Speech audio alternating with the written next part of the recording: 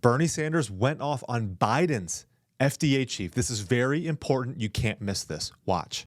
Are you going to tell us with a straight face that you have come before this committee and the American people and say, hey, we have a major crisis.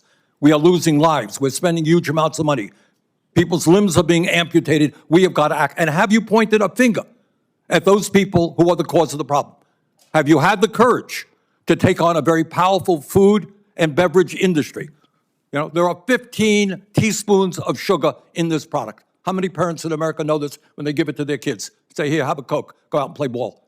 Have you done your job, and your predecessors, not just you, have you done your job in alerting the American people to the danger and rallying members of Congress to stand up to the special interests who are causing these problems?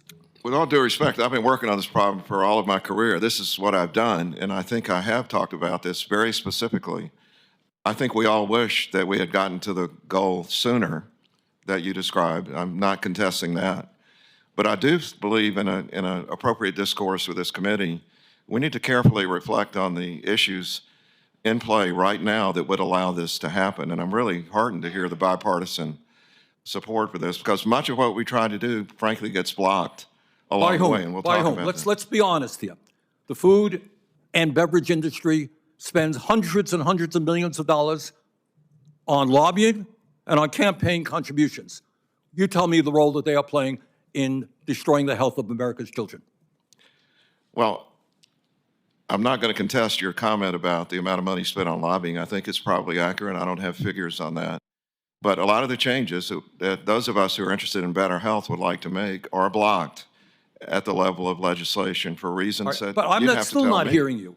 What is the reason that our kids are unhealthy? What role do this industry play? Even now, you're getting out of office. Are you prepared to tell us that this committee, this Congress needs to take on the food and beverage industry whose greed is destroying the health of millions of people? Well, I'm not going to castigate the people that work in the food and beverage industry. You're not. No, what that is your job. No, it's not to castigate. It's to point out how to make progress in this area. We have an industry that if you tried to change it overnight, there are farmers all over the United States who would not be able to grow the crops they're currently growing. So there needs to be a plan, and it needs to be implemented in a mature, thoughtful way across the country.